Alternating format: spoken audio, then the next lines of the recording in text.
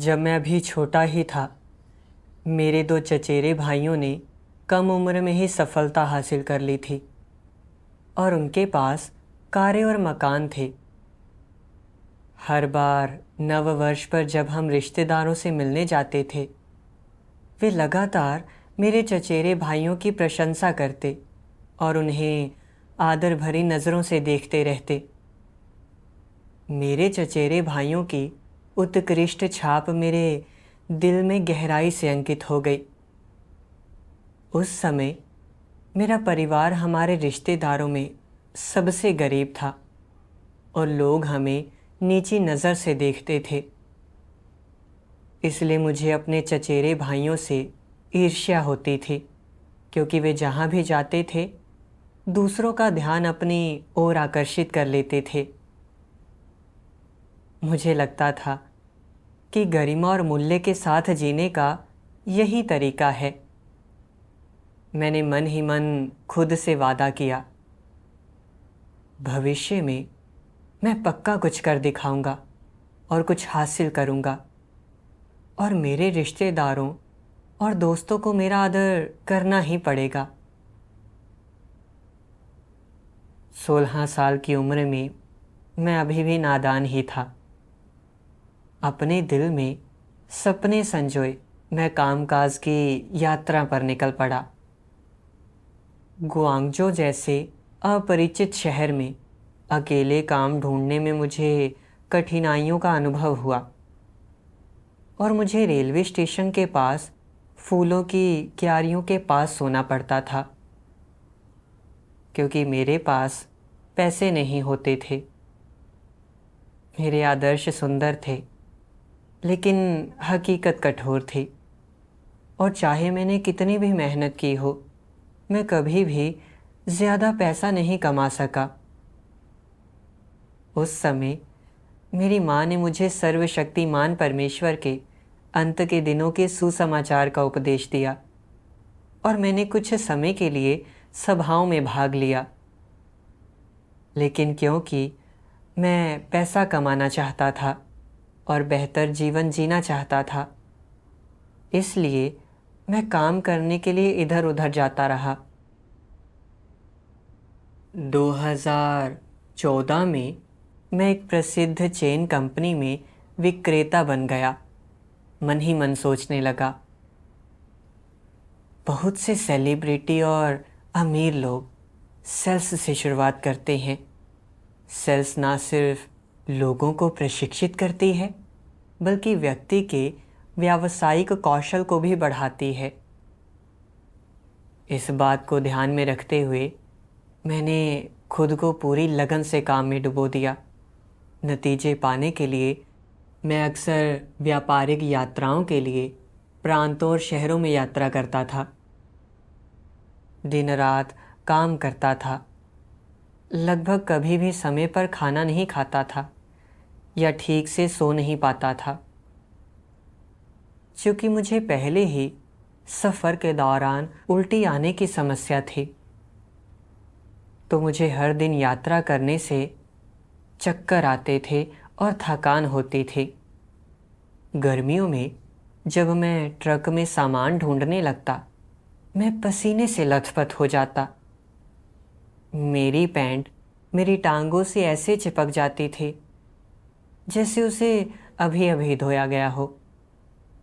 एक बार सर्दियों में मेरी कार की विंडशील्ड टूट गई और मुझे कड़कती ठंडी हवा और बर्फ़ के बीच 100 किलोमीटर से अधिक समय तक गाड़ी चलानी पड़ी। कार से बाहर निकलने के बाद मैं इतना जम गया था कि मैं स्थिर होकर नहीं चल पा रहा था। मेरा दृढ़ विश्वास था कि जो लोग मुश्किलें सहते हैं वे लैंड रोवर चला सकते हैं, और आज मैं जो मुश्किलें झेल रहा हूँ वे कल की सफलता का मार्ग प्रशस्त करेंगी। मैंने अपने प्रयासों से अपने सपनों को हासिल करने का लक्ष्य रखा। कंपनी में मेरी कई ब्रांड मैनेजरों से बातचीत होती थी और मुझे उन शानदार कपड़े पहनने वाले कुलीन लोगों से ईर्ष्या होती थी। मैं उम्मीद करता था कि एक दिन मैं भी ब्रांड मैनेजर बन सकता हूँ और दूसरों की प्रशंसा और आदर पा सकता हूँ। पलक झपकते 2 साल बीत गए और आखिरकार मुझे ब्रांड मैनेजर के पद पर पदोन्नत कर दिया गया। उसके बाद मुझे कई बार डिपार्टमेंट सेल्स चैंपियन का खिताब मिला और बेहतरीन ब्रांड मैनेजर का दर्जा दिया गया। सहकर्मी मेरी ओर ईर्ष्या से देखते और कहते, यह ब्रांड तुम्हारे बिना काम नहीं कर सकता। फैक्ट्री मैनेजर अक्सर मुझे सामाजिक कार्यक्रमों में ले जाते और लगातार मेरे लिए उपहार लाते थे। मेरा अहंकार संतुष्ट था और मैं बेहद खुश रहता था। मुझे लगा कि मेरी कार्यक्षमताएं मजबूत हैं और मैं आत्मविश्वास की भावना के साथ आगे बढ़ा। अपनी महत्वाकांक्षा से प्रेरित होने के चलते ब्रांड मैनेजर का पद अब मेरे लिए पर्याप्त नहीं था और मैं एक और सीढ़ी चढ़ना चाहता था ताकि मेरे अमीर और शक्तिशाली रिश्तेदार देख सकें कि मैं उनसे बेहतर हूँ। लगातार व्यापारिक यात्राओं और सामाजिक कार्यक्रमों के चलते मैं हर दिन पूरी तरह क्षीण और थका हुआ महसूस करता था और कितनी भी नींद इसकी भरपाई नहीं कर पाती थी। मेरी त्वचा की हालत बिगड़ने लगी और मैं अस्थायी राहत के लिए सिर्फ मलहम पर ही निर्भर हो गया। मैंने अपने स्वास्थ्य लाभ के लिए घर जाने पर भी विचार किया, लेकिन जब मैंने सोचा कि जो मैंने हासिल किया है उसके लिए मैंने कितना प्रयास किया है, मैं जानता था कि एक बार अगर कुछ समय के लिए वापस चला गया तो जिस ब्रांड के लिए मैं जिम्मेदार हूँ उसे कोई और संभाल लेगा और मैं प्रबंधक का अपना पद गंवा दूंगा और सारी महिमा और प्रशंसा गायब हो जाएगी। मैंने तय किया कि मैं इतनी आसानी से हार नहीं मान सकता और चाहे हालात कितने भी मुश्किल क्यों ना हो, मुझे दृढ़ रहना होगा। बाद में चावल के नूडल की फैक्ट्री के एक प्रांतीय प्रबंधक ने मुझे फ़ोन किया। वह 2 शहरों में चावल के नूडल की बिक्री का कारोबार मुझे सौंपना चाहता था। मैंने मन ही मन सोचा, अगर मैं अच्छा करता हूँ तो मैं भविष्य में प्रांतीय प्रबंधक बन सकता हूँ। अलग दिखने के लिए मुझे उच्च पद की चुनौती लेने का साहस करना चाहिए। इसलिए मैंने अपनी कई वर्ष पुरानी नौकरी से इस्तीफ़ा दे दिया और चावल के नूडल फैक्ट्री का सिटी मैनेजर बन गया। जब गांव के लोगों ने सुना कि मैं सिटी मैनेजर बन गया हूँ तो उन्होंने ईर्ष्या से मुझसे कहा, एक बार जब तुम खुद को स्थापित कर लोगे तो कृपया हमारे बच्चे को अपने साथ काम में लगा देना। यह सुनकर मुझे बहुत खुशी हुई और मेरा अहंकार संतुष्ट हो गया। मुझे बस उम्मीद थी कि एक दिन मैं प्रांतीय प्रबंधक बन जाऊंगा। तब मैं चाहे कभी भी कहीं भी जाऊं, दूसरे लोग मुझे कुलीन ही कहेंगे और मेरे रिश्तेदार मुझे नई रोशनी में देखेंगे। ये विचार मुझे वास्तव में उत्साहित करते थे, लेकिन अप्रत्याशित रूप से कुछ ऐसा हुआ जिसकी उम्मीद भी नहीं थी। 2021 की शुरुआत में फैक्ट्री की कुल बिक्री में काफ़ी गिरावट आई और मैं चिंतित होकर चावल के नूडल्स के एक के बाद एक बैच को मियाद खत्म होने के करीब पहुंचते देखता रहा। साथ ही सभी व्यावसायिक यात्राओं, देर से सोने और अनियमित भोजन से मुझे जठरांत्र संबंधी शिथिलता और दैनिक दस्त की समस्या हो गई। इससे भी बदतर मेरा सोराइसिस काफ़ी बिगड़ गया और मेरी त्वचा में असहनीय खुजली होने लगी। मेरे सिर की त्वचा मोटी पपड़ी से ढक गई और उसमें बुरी तरह जलन होने लगी। इतनी सख्त हो गई कि पलक झपकाना भी मुश्किल हो गया।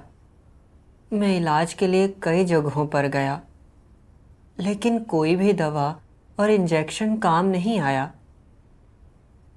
मैं अपनी हालत से इतना परेशान था कि बुरी तरह थक गया था।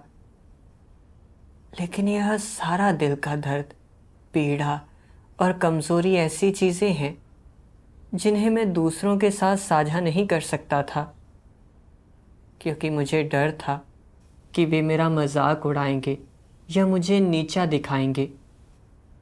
जब मैं इसे बर्दाश्त नहीं कर पाता था तो मैं अपनी कुंठा निकालने के लिए अपनी माँ को फ़ोन करता था और हर बार मेरी माँ कहती थी, बस काम करना बंद करो और वापस आ जाओ।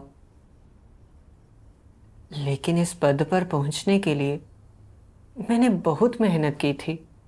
मैं यह सब कैसे छोड़ सकता था? मुझे यह करना सहन नहीं हो पाता। मेरे दिल में अभी भी एक दृढ़ विश्वास था और मुझे यह कहावत याद आई, जीवन एक चींटी की तरह है, लेकिन किसी व्यक्ति में हंस की महत्वाकांक्षा होनी चाहिए।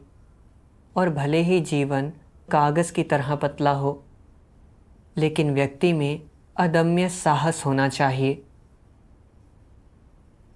मैंने सोचा, चूँकि मैं अलग दिखना चाहता हूँ और महान चीज़ें हासिल करना चाहता हूँ, इसलिए निश्चित रूप से दुख अपरिहार्य है। इस प्रकार मैं जून तक सहता रहा, लेकिन फैक्ट्री के कामकाज में अभी भी सुधार नहीं हुआ।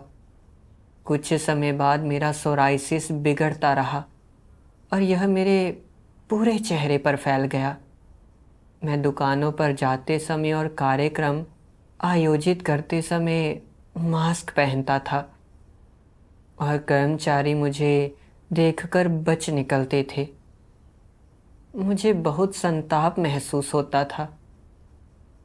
मैंने सोचा,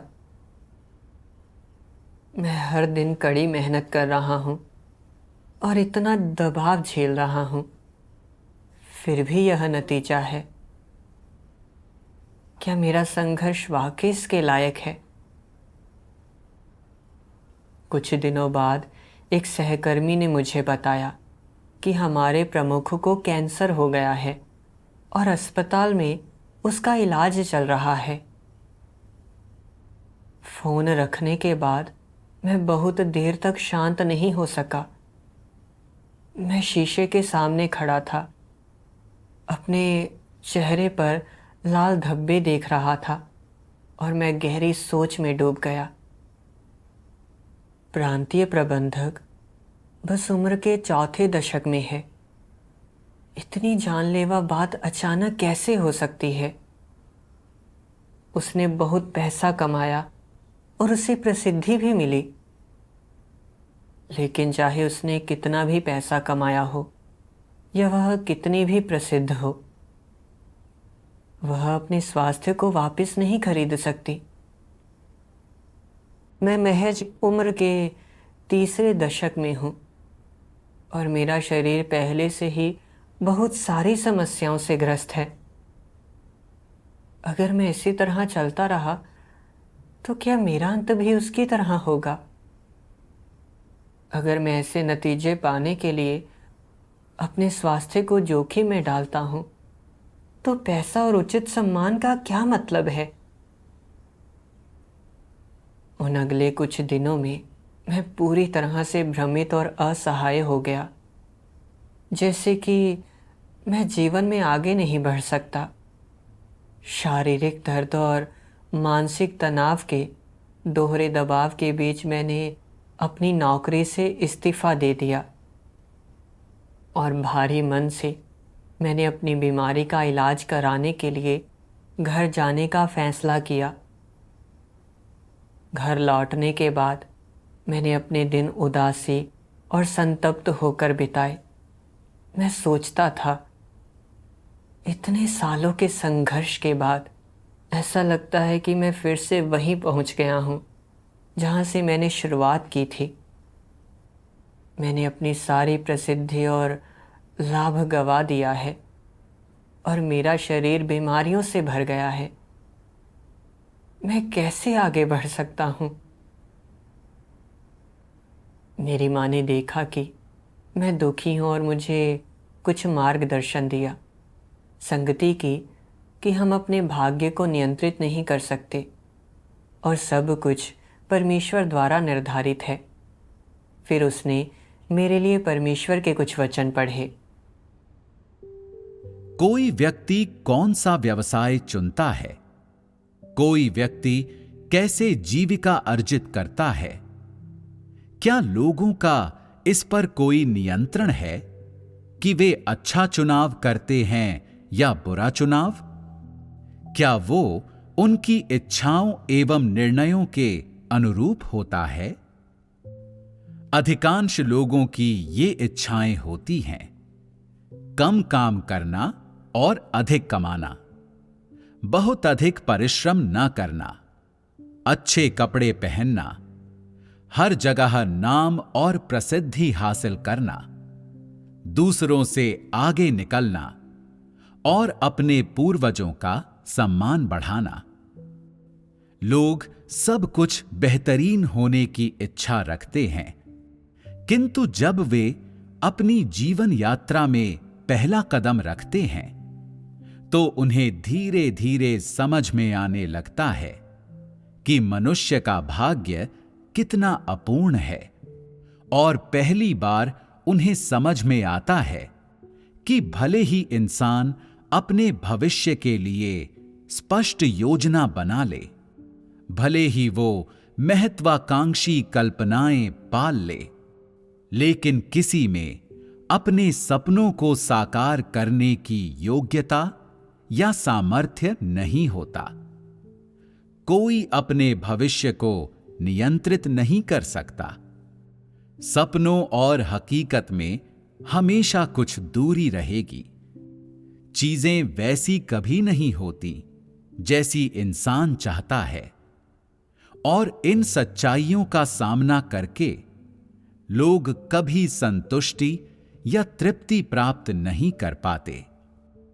कुछ लोग तो अपनी जीविका और भविष्य के लिए, अपने भाग्य को बदलने के लिए किसी भी हद तक जाने को तैयार रहते हैं, हर संभव प्रयास करते हैं और बड़े से बड़ा त्याग कर देते हैं, किंतु अंततः भले ही वे कठिन परिश्रम से अपने सपनों और इच्छाओं को साकार कर पाएं, फिर भी वे अपने भाग्य को कभी बदल नहीं सकते। भले ही वे कितने ही दृढ़ निश्चय के साथ कोशिश क्यों ना करें, वे कभी भी उससे ज्यादा नहीं पा सकते जो नियति ने उनके लिए तय किया है। योग्यता, बौद्धिक स्तर और संकल्प शक्ति में भिन्नताओं के बावजूद भाग्य के सामने सभी लोग एक समान हैं। जो महान और तुच्छ, ऊंचे और नीचे तथा उत्कृष्ट और निकृष्ट के बीच कोई भेद नहीं करता।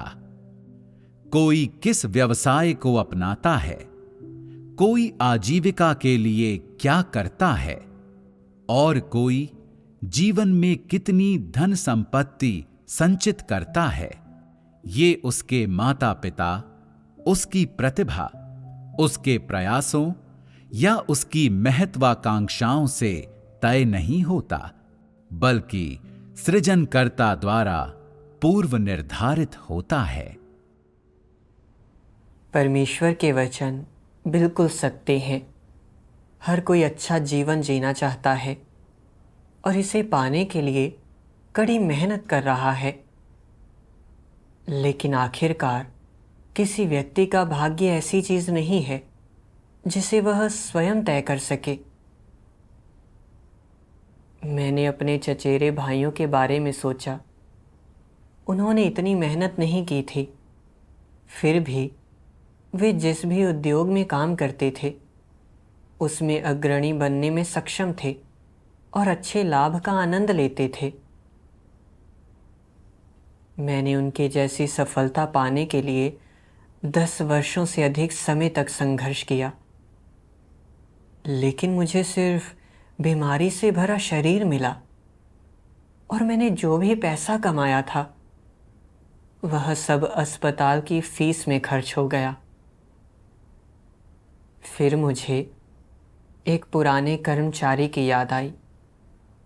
उसका सेल्स प्रदर्शन प्रभावशाली नहीं था, लेकिन उसे दूसरी जगह बसने के बदले मुआवजे के रूप में 10 से अधिक मकान मिले।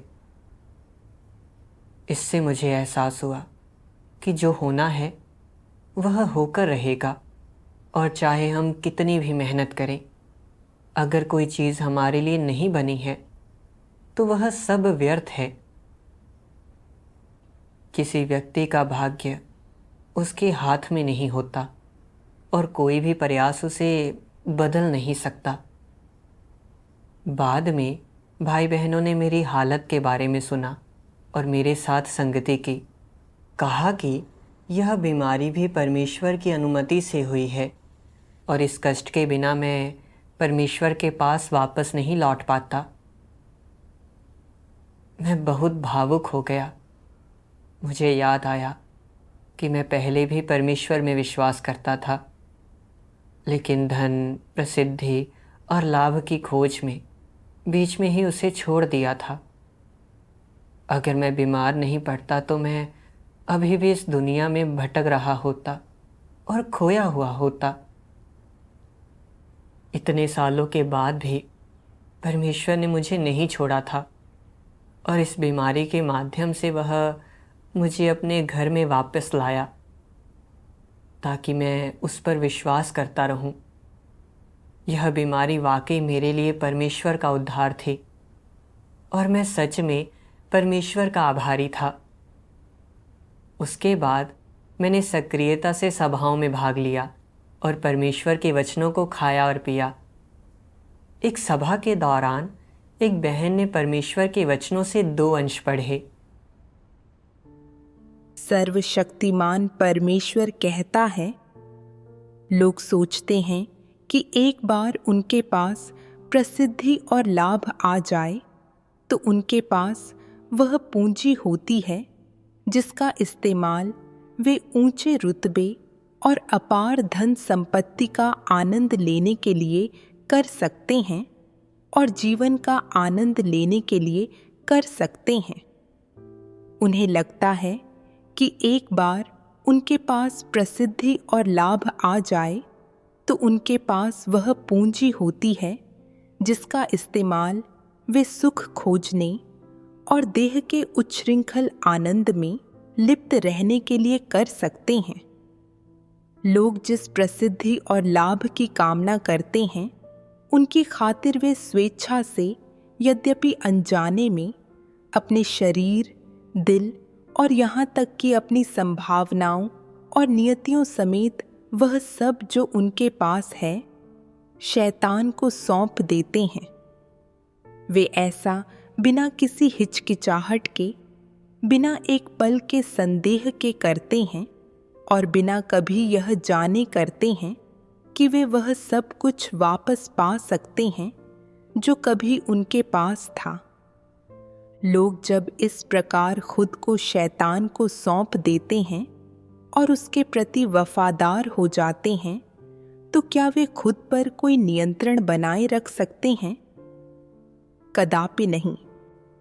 वे पूरी तरह से और बुरी तरह शैतान से नियंत्रित होते हैं। वे पूरी तरह से और सर्वथा दलदल में धंस जाते हैं और अपने आप को मुक्त कराने में असमर्थ रहते हैं। जब कोई प्रसिद्धि और लाभ की दलदल में फंस जाता है तो फिर वह कभी उसे नहीं खोजता जो उजला है, जो न्यायोचित है, या वे चीज़ें नहीं खोजता जो खूबसूरत और अच्छी हैं। ऐसा इसलिए होता है क्योंकि लोगों के लिए प्रसिद्धि और लाभ का प्रलोभन बहुत बड़ा होता है। ये ऐसी चीज़ें हैं जिनका अनुसरण लोग अंतहीन ढंग से अपने पूरे जीवन भर और यहाँ तक कि अनंत काल तक कर सकते हैं। क्या यह असली स्थिति नहीं है? शैतान मनुष्य के विचारों को नियंत्रित करने के लिए प्रसिद्धि और लाभ का तब तक उपयोग करता है जब तक सभी लोग प्रसिद्धि और लाभ के बारे में ही नहीं सोचने लगते। वे प्रसिद्धि और लाभ के लिए संघर्ष करते हैं, प्रसिद्धि और लाभ के लिए कष्ट उठाते हैं, प्रसिद्धि और लाभ के लिए अपमान सहते हैं, प्रसिद्धि और लाभ के लिए अपना सर्वस्व बलिदान कर देते हैं और प्रसिद्धि और लाभ के लिए कोई भी फैसला या निर्णय ले लेते हैं। इस तरह शैतान लोगों को अदृश्य बेड़ियों से बांध देता है और इन बेड़ियों को पहने रहते हुए उनमें उन्हें उतार फेंकने का न तो सामर्थ्य होता है न साहस। वे अनजाने ही ये बेड़ियां ढोते हैं और बड़ी कठिनाई से पैर घसीटते हुए आगे बढ़ते हैं। इस प्रसिद्धि और लाभ के लिए मानव जाति परमेश्वर से दूर हो जाती है, उसके साथ विश्वासघात करती है और अधिकाधिक दुष्ट होती जाती है। इसलिए इस प्रकार एक के बाद एक पीढ़ी शैतान की प्रसिद्धि और लाभ के बीच नष्ट होती जाती है। अब शैतान की करतूतें देखते हुए क्या उसके भयानक इरादे एकदम घिनौने नहीं हैं? हो सकता है आज शायद तुम लोग शैतान के भयानक इरादों की असलियत न देख पाओ, क्योंकि तुम लोगों को लगता है कि व्यक्ति प्रसिद्धि और लाभ के बिना नहीं जी सकता। तुम लोगों को लगता है कि अगर लोग प्रसिद्धि और लाभ पीछे छोड़ देंगे तो वे आगे का मार्ग नहीं देख पाएंगे, अपना लक्ष्य देखने में समर्थ नहीं हो पाएंगे, उनका भविष्य अंधकारमय, धुंधला और विषादपूर्ण हो जाएगा। परंतु धीरे धीरे तुम लोग समझ जाओगे कि प्रसिद्धि और लाभ वे विशाल बेड़ियां हैं जिनका उपयोग शैतान मनुष्य को बांधने के लिए करता है। जब वह दिन आएगा तुम पूरी तरह से शैतान के नियंत्रण का विरोध करोगे और उन बेड़ियों का विरोध करोगे जिनका उपयोग शैतान तुम्हें बांधने के लिए करता है। जब वह समय आएगा कि तुम वे सभी चीज़ें निकाल फेंकना चाहोगे जिन्हें शैतान ने तुम्हारे भीतर डाला है, तब तुम शैतान से अपने आप को पूरी तरह से अलग कर लोगे और उस सबसे सच में घृणा करोगे जो शैतान तुम्हारे लिए लाया है। तभी मानव जाति को परमेश्वर के प्रति सच्चा प्रेम और तड़प होगी। परमेश्वर के वचनों ने मुझे गहराई तक प्रभावित किया। ऐसा लगा जैसे मैं अभी अभी किसी स्वप्न से जागा हूँ। मुझे एहसास हुआ कि बचपन से ही मैं जिस प्रसिद्धि और लाभ के पीछे भाग रहा था वह शैतान द्वारा बिछाया गया जाल है। मैं सोचता था कि प्रसिद्धि और लाभ के पीछे भागना उचित है। जीने का मतलब सिर्फ पेट भरने से संतुष्ट होना नहीं है, बल्कि प्रसिद्धि और लाभ के पीछे भागना है। सिर्फ इसी तरह जीने से ही कोई गरिमा और मूल्य के साथ जी सकता है। अब मैं समझ गया कि धन, प्रसिद्धि और लाभ के पीछे भागना उस पतंगे की तरह है जोड़कर आग की लपटों में समा जाता है। ऐसा लगता है कि तुम जो कुछ भी देखते हो वह उज्जवल है, लेकिन जब तुम असल में उसमें गोता लगाते हो तो तुम अपना जीवन गंवा सकते हो। पीछे मुड़कर देखने पर मुझे एहसास हुआ कि मैंने छोटी उम्र से ही विभिन्न शैतानी विचारधाराओं को आत्मसात कर लिया था। जैसे कि एक व्यक्ति जहाँ रहता है वहाँ अपना नाम छोड़ता है, जैसे कि एक हंस जहाँ कहीं उड़ता है आवाज़ करता जाता है, और आदमी ऊपर की ओर जाने के लिए संघर्ष करता है, पानी नीचे की ओर बहता है। एक अच्छा आदमी दुनिया के चारों कोनों को लक्ष्य बनाता है, इत्यादि। इन विचारों से प्रभावित होकर मैंने छोटी उम्र से ही अपने लिए ऊंचे आदर्श और आकांक्षाएं निर्धारित कर ली थी, और अपनी किशोरावस्था में ही यात्राएं करनी शुरू कर दी थी। अपने सपने साकार करने के अवसर तलाशने लगा था। अनेक असफलताओं के बावजूद मैंने कभी हार नहीं मानी, खासकर जब मैंने लोकप्रिय कहावत सुनी, जीवन चींटी की तरह है, लेकिन व्यक्ति में हंस जैसी महत्वाकांक्षा होनी चाहिए। और भले ही जीवन कागज़ की तरह पतला हो, लेकिन व्यक्ति में अदम्य साहस होना चाहिए। मैंने अपना नाम कमाने, प्रसिद्ध व्यक्ति बनने और लोगों से आदर पाने का संकल्प लिया। पीछे मुड़कर देखता हूँ तो पाता हूँ कि मैं बीमारी से बहुत परेशान था और जीवित रहने के लिए केवल दवा पर ही निर्भर था। लेकिन जो आदर मैं चाहता था उसे पाने के लिए मैंने कई कठिनाइयाँ झेली, और कई वर्षों के प्रयास के बाद मैं आखिरकार ब्रांड मैनेजर बन गया और दूसरों से आदर पा सका। फिर भी मैं अभी तक संतुष्ट नहीं था। प्रांतीय प्रबंधक बनने और अपने रिश्तेदारों के सामने खुद को नई रोशनी में दिखाने के लिए मैंने सिटी मैनेजर बनने के लिए कई वर्ष पुरानी अपनी नौकरी छोड़ दी। जब बिक्री में गिरावट आई, मैंने हर तरह के संभावित समाधान के बारे में सोचा। हर दिन मार्केटिंग रणनीतियों पर शोध करते हुए दबाव और अपनी बीमारी के दर्द का सामना किया। मैं थक कर चूर और क्षीण हो गया, लेकिन जब तक मेरे शरीर ने पूरी तरह से हार नहीं मान ली, तब तक मैंने अस्थायी रूप से अपनी नौकरी नहीं छोड़ी। मैंने खुद को पूरी तरह से खपा दिया और प्रसिद्धि और लाभ के पीछे हताश होकर भागकर स्वास्थ्य खराब कर लिया। लेकिन मुझे सिर्फ कष्ट ही मिला। पैसे, प्रसिद्धि और लाभ के पीछे भागने से मुझे वाकई नुकसान पहुंचा।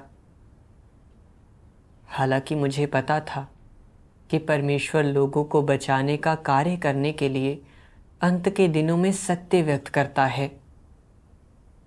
मैं जंजीर से बंधे कुत्ते की तरह प्रसिद्धि और लाभ के पीछे इधर उधर भटक रहा था, और परमेश्वर के सामने आने की मेरी कोई इच्छा नहीं थी। मैंने प्रसिद्धि और लाभ के पीछे भागने में 1 दशक से अधिक समय बिता दिया, और मैं परमेश्वर से लगातार दूर होता गया। अगर यह बीमारी नहीं होती तो मैं इसी के पीछे भागता रहता और आखिरकार यह मेरे विनाश का कारण बनता। यह परमेश्वर के वचन थे जिन्होंने मुझे प्रसिद्धि और लाभ के पीछे भागने से हुई पीड़ा को स्पष्ट रूप से देखने में मदद की, और मैं इन चीज़ों को अपने दिल से छोड़ने, परमेश्वर की संप्रभुता और व्यवस्थाओं के प्रति समर्पण करने के लिए तैयार हो गया। बाद में मैंने परमेश्वर के वचनों से 2 और अंश पढ़े और मेरा दिल और भी उज्जवल हो गया। सर्वशक्तिमान परमेश्वर कहता है, बिल्कुल शून्य से जीवन आरंभ करने वाली एक एकाकी आत्मा को सृष्टिकर्ता की संप्रभुता और पूर्व नियति निर्धारण के कारण माता पिता और परिवार मिलता है, मानव जाति का सदस्य बनने का अवसर मिलता है, मानव जीवन का अनुभव करने और मानव जगत की यात्रा करने का अवसर मिलता है। इसे सृष्टिकर्ता की संप्रभुता का अनुभव करने, सृष्टिकर्ता की सृष्टि की अद्भुतता को जानने और इससे भी बढ़कर सृष्टिकर्ता के अधिकार को जानने और इसके प्रति आत्मसमर्पण करने का अवसर भी मिलता है।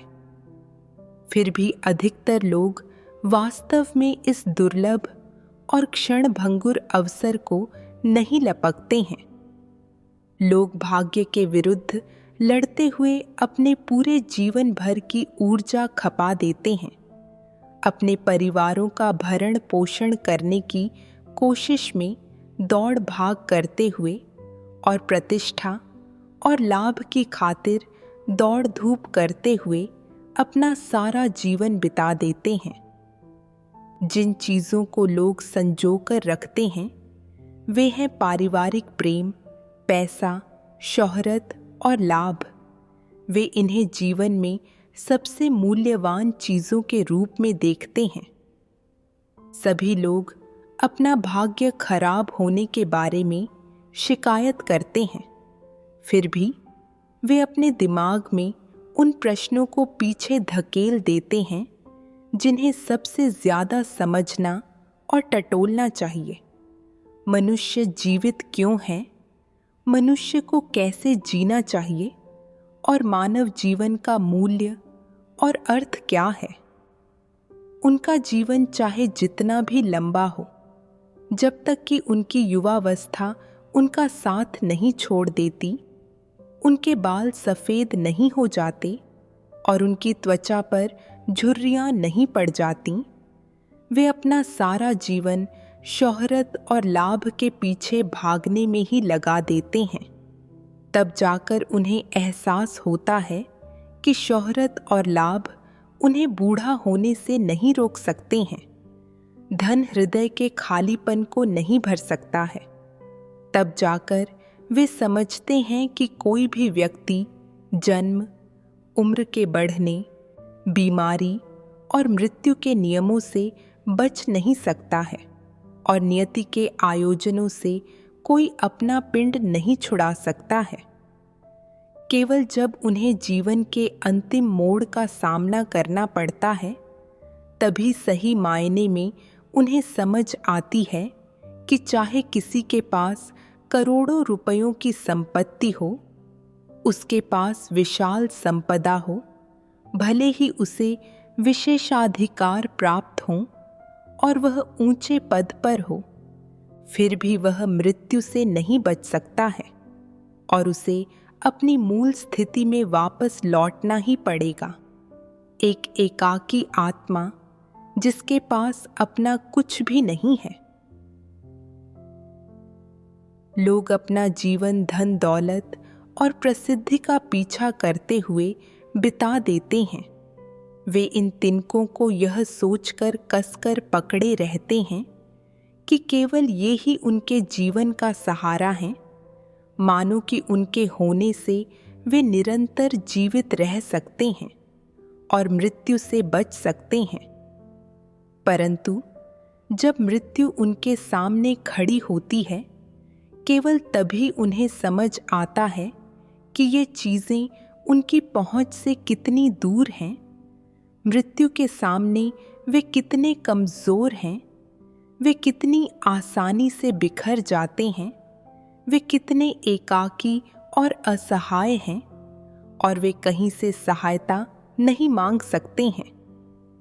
उन्हें समझ आ जाता है कि जीवन को धन दौलत और प्रसिद्धि से नहीं खरीदा जा सकता है, कि कोई व्यक्ति चाहे कितना ही धनी क्यों न हो, उसका पद कितना ही ऊंचा क्यों न हो, मृत्यु के सामने सभी समान रूप से कंगाल और महत्वहीन हैं। उन्हें समझ आ जाता है कि धन दौलत से जीवन नहीं खरीदा जा सकता है। प्रसिद्धि मृत्यु को नहीं मिटा सकती है। न तो धन दौलत और न ही प्रसिद्धि किसी व्यक्ति के जीवन को 1 मिनट या 1 पल के लिए भी बढ़ा सकती है। लोग जितना अधिक इस प्रकार महसूस करते हैं, उतनी ही अधिक उनकी जीवित रहने की लालसा बढ़ जाती है। लोग जितना अधिक इस प्रकार महसूस करते हैं, उतना ही अधिक वे मृत्यु के पास आने से भयभीत होते हैं।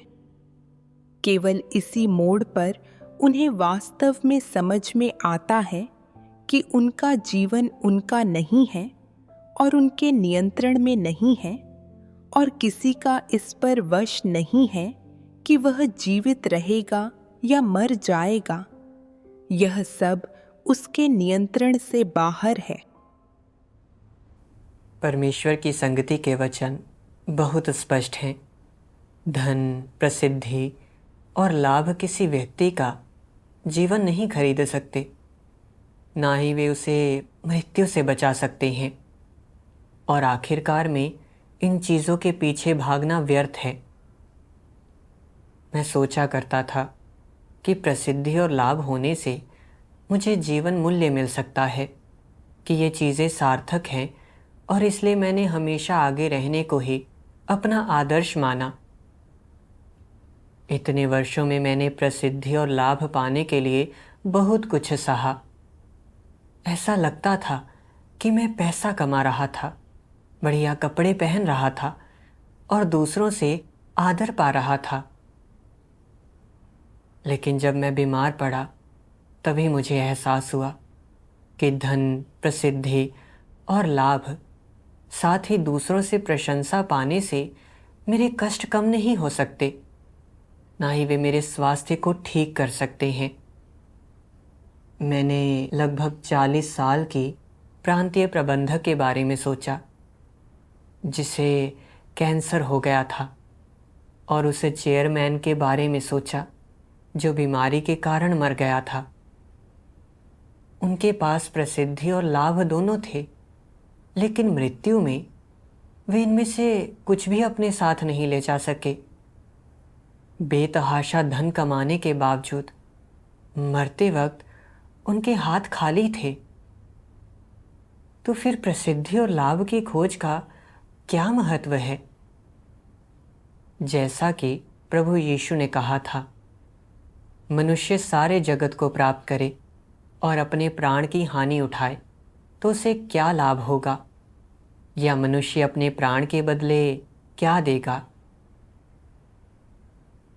एक दिन मैंने एक कलीसियाई भजन सुना, जिसका शीर्षक था, मुझे बचाने के लिए धन्यवाद परमेश्वर। और दूसरी पंक्ति ने मुझे सचमुच प्रभावित किया। इसमें कहा गया है, मैं कभी प्रसिद्धि, लाभ और रुतबे के लिए करता था कड़ी मेहनत और दौड़ भाग। अपने कर्तव्य में हमेशा करता था दिखावा और दूसरों से प्रशंसा पाने के प्रयास। प्रसिद्धि और लाभ की होड़ में शैतान के प्रलोभनों में पड़ गया था मैं। कितनी ही बार मैं हुआ परेशान और डगमगाया, खो बैठा अपनी राह। मैं जागा तो सिर्फ परमेश्वर के न्याय और ताड़ना के जरिए। देखा कि प्रसिद्धि, लाभ और रुतबे का अनुसरण बिल्कुल खोखला है। गोबर से गया गुजरा इंसान होकर भी दूसरों से श्रेष्ठ दिखने की तड़प कैसा अज्ञानी और अहंकारी है, पूरी तरह विवेक से रहित। हे परमेश्वर, इतना विद्रोही था मैं, तुम्हारा दिल तोड़ा मैंने। केवल न्याय के माध्यम से देखा है मैंने कितना अनमोल है सत्य हासिल करना। मैं तुमसे विनती करता हूँ कि मेरा न्याय करो और मेरी भ्रष्टता को स्वच्छ करो, जिससे मैं मानव के समान जी सकूं और उद्धार हासिल कर सकूं। सुसमाचार प्रचार करने और परमेश्वर की गवाही देने के लिए मैं भरसक मेहनत करूंगा, उसके प्रेम का प्रतिफल चुकाऊंगा। इस भजन ने मेरी दर्दनाक यादें ताज़ा कर दी। प्रसिद्धि और लाभ के पीछे भागने की छवियां मेरे दिमाग में घूम गई। मैं प्रसिद्धि और लाभ के पीछे भागा करता था। प्रसिद्धि और लाभ के प्रलोभन में परमेश्वर से और दूर होता जा रहा था। प्रसिद्धि और लाभ पाने के लिए मैंने बहुत कष्ट और कठिनाई झेली। मेरी यात्रा दिल के दर्द और पीड़ा से भरी हुई थी। लेकिन परमेश्वर का प्रेम एक बार फिर मेरे पास आया था। इतने सालों तक परमेश्वर के खिलाफ मेरे विद्रोहीपन के बावजूद उसने अभी भी मेरा साथ नहीं छोड़ा था और मुझे अपने घर लौटने की अनुमति दी थी। बस इसके बारे में सोचते ही मेरी आंखों में आंसू आ गए और परमेश्वर के प्रति ऋणी होने की भावनाएं मेरे दिल में भर गई। मैंने सोचा कि अब से मुझे परमेश्वर पर सही तरीके से विश्वास करना चाहिए और उसके प्रति प्रेम का प्रतिदान चुकाना चाहिए। बाद में मैंने कलीसिया में अपने कर्तव्य किए। एक बार मैंने परमेश्वर के वचनों का एक अंश पढ़ा। सर्वशक्तिमान परमेश्वर कहता है, सृजित प्राणी सृष्टिकर्ता के प्रभुत्व में जीते हैं और वे वह सब जो परमेश्वर द्वारा प्रदान किया जाता है और हर वह चीज़ जो परमेश्वर से आती है स्वीकार करते हैं। इसलिए उन्हें अपनी जिम्मेदारियां और दायित्व पूरे करने चाहिए। यह पूरी तरह से स्वाभाविक और न्यायोचित है और यह परमेश्वर का आदेश है। इससे यह देखा जा सकता है कि लोगों के लिए सृजित प्राणी का कर्तव्य निभाना धरती पर रहते हुए किए गए किसी भी अन्य काम से कहीं अधिक उचित, सुंदर और भद्र होता है। मानव जाति के बीच इससे अधिक सार्थक या योग्य कुछ भी नहीं होता और सृजित प्राणी का कर्तव्य निभाने की तुलना में किसी सृजित व्यक्ति के जीवन के लिए अधिक अर्थपूर्ण और मूल्यवान अन्य कुछ भी नहीं है। इस शर्त पर कि सृजित प्राणी अपने कर्तव्य निभाएं, सृष्टिकर्ता ने मानव जाति के बीच और भी बड़ा कार्य किया है और उसने लोगों पर कार्य का एक और चरण पूरा किया है। और वह कौन सा कार्य है? वह मानव जाति को सत्य प्रदान करता है, जिससे उन्हें अपने कर्तव्यों का पालन करते हुए परमेश्वर से सत्य हासिल करने और इस प्रकार अपने भ्रष्ट स्वभावों को दूर करने और शुद्ध होने, परमेश्वर के इरादों को पूरा कर पाने और जीवन में सही मार्ग अपना पाने और अंततः परमेश्वर का भय मानने और बुराई से दूर रहने में सक्षम होने, पूर्ण उद्धार प्राप्त करने और शैतान द्वारा दी जाने वाली पीड़ाओं का शिकार न बनने का मौका मिलता है। यही वह प्रभाव है जिसे परमेश्वर मानव जाति से कर्तव्य पालन करवाने के माध्यम से अंततः हासिल करने का इरादा रखता है। इसलिए अपना कर्तव्य निभाने की प्रक्रिया के दौरान परमेश्वर तुम्हें केवल एक चीज़ स्पष्ट रूप से देखने और थोड़ा सा सत्य ही समझने नहीं देता। वह तुम्हें केवल एक सृजित प्राणी के रूप में अपना कर्तव्य निभाने से मिलने वाले अनुग्रह और आशीषों का आनंद मात्र ही लेने नहीं देता है। इसके बजाय वह तुम्हें शुद्ध होने और बचने और अंततः सृष्टिकर्ता के मुखमंडल के प्रकाश में रहने का अवसर भी देता है। परमेश्वर के वचन पढ़ने के बाद मुझे समझ आया कि एक सृजित प्राणी के रूप में मुझे अपने कर्तव्य करने चाहिए और यही एक मनुष्य की जिम्मेदारी और दायित्व है। सिर्फ अपने कर्तव्य करके ही मुझे सत्य और जीवन पाने, अपना भ्रष्ट स्वभाव त्यागने, शुद्ध और रूपांतरित होने और आखिरकार परमेश्वर का उद्धार पाने का अवसर मिल सकता है। अपने कर्तव्य अच्छी तरह से करना जीवन में सबसे महत्वपूर्ण और मूल्यवान चीज़ है। तब से मैंने प्रतिदिन परमेश्वर के वचनों को खाया पिया और मेरा हृदय शांति और आनंद से भर गया। अपने कर्तव्यों के दौरान जब भी मैंने अपनी भ्रष्टता प्रकट की, मैंने आत्मचिंतन करने और खुद को जानने के लिए परमेश्वर के वचन पढ़े, जिससे मेरे भ्रष्ट स्वभाव का समाधान हुआ। ये सभी चीज़ें अपने कर्तव्य करने का फल थी। कुछ समय बाद मेरा स्वास्थ्य भी बेहतर हो गया। 2022 में वसंत महोत्सव के बाद मेरे चचेरे भाई ने मुझे फ़ोन किया और कहा कि मेरी पिछली कंपनी के प्रबंधक का तबादला हो गया है और उपाध्यक्ष चाहते हैं कि मैं प्रबंधक के रूप में वापस आऊं। अपने चचेरे भाई को ऐसे कहते हुए सुनकर मैंने सोचा, मैंने इस कंपनी में कई साल तक कड़ी मेहनत की है। अगर मैं वापस नहीं गया तो मेरे सारे संपर्क खत्म हो जाएंगे। इसके अलावा यह ब्रांड कंपनी के विकास के लिए अपार संभावना वाले क्षेत्र में है और यह प्रबंधकीय पद है। इससे न सिर्फ मुझे प्रतिष्ठा मिलेगी, बल्कि मैं मध्य और वरिष्ठ प्रबंधक के साथ संवाद भी कर पाऊंगा, जिससे मुझे प्रसिद्धि और लाभ मिलेगा।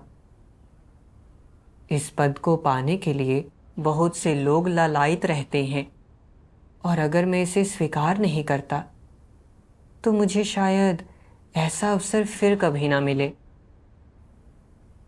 लेकिन यह नौकरी बहुत व्यस्तता वाली है और मेरे पास परमेश्वर के वचन पढ़ने या अपने कर्तव्य करने के लिए ज़रा भी समय नहीं बचेगा।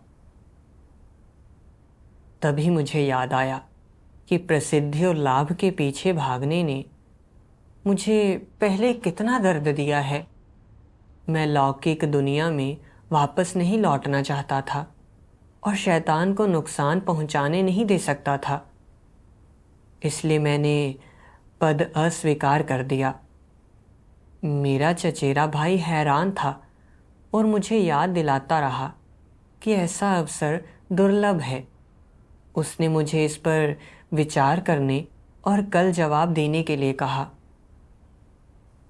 उस पल मैंने सोचा, मैं पहले ही 1 साल से कंपनी से दूर हूँ, तो फिर भी अचानक मुझे फिर से मैनेजर क्यों बनाना चाहते हैं, जबकि मैं अभी अभी अपने कर्तव्य करने लगा हूँ।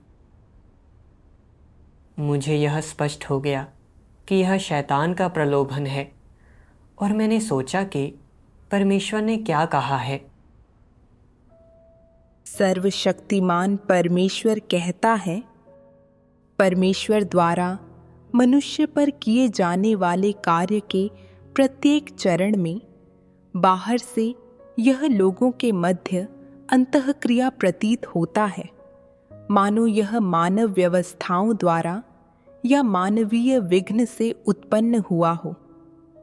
किंतु पर्दे के पीछे कार्य का प्रत्येक चरण और घटित होने वाली हर चीज शैतान द्वारा परमेश्वर के सामने चली गई बाजी है और लोगों से अपेक्षित है कि वे परमेश्वर के लिए अपनी गवाही में अडिग बने रहें। उदाहरण के लिए, जब अय्यूब का परीक्षण हुआ, पर्दे के पीछे शैतान परमेश्वर के साथ होड़ लगा रहा था और अय्यूब के साथ जो हुआ वह मनुष्यों के कर्म थे और मनुष्यों का विघ्न डालना था।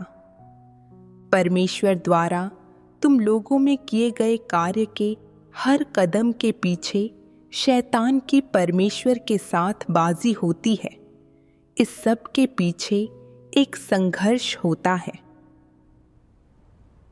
ऊपर से देखे तो मेरा चचेरा भाई मुझे मैनेजर के रूप में वापसी करने के लिए कह रहा था, लेकिन असल में यह शैतान की चाल थी। शैतान इसका इस्तेमाल मुझे प्रसिद्धि और लाभ के मार्ग पर वापस खींचने के लिए कर रहा था।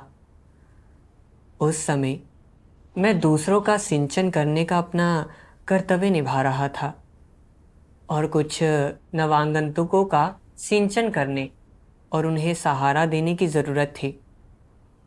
मैं सिर्फ काम के कारण अपना कर्तव्य नहीं छोड़ सकता था। अब परमेश्वर का कार्य समाप्त होने वाला है। यह मेरे लिए जीवन में एक बार मिलने वाला अवसर है कि मैं परमेश्वर पर विश्वास कर सकूं और अपना कर्तव्य कर सकूं।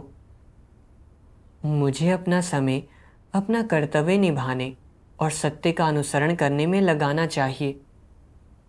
यह मैनेजर होने से कहीं अधिक मूल्यवान है। अगले दिन मैंने अपने चचेरे भाई के प्रस्ताव को ठुकरा दिया और मुझे अपने दिल में बहुत राहत मिली। हालांकि अब मैं मैनेजर नहीं हूँ और मेरा जीवन उतना आकर्षक नहीं है, लेकिन मेरा जीवन स्थिर है। मेरे पास भोजन और कपड़े हैं। मैं अपना गुजारा कर सकता हूँ। मैं अपने सारे दिन अपना कर्तव्य करने और परमेश्वर को संतुष्ट करने के लिए सत्य का ईमानदारी से अनुसरण करने में बिताने को तैयार हूँ।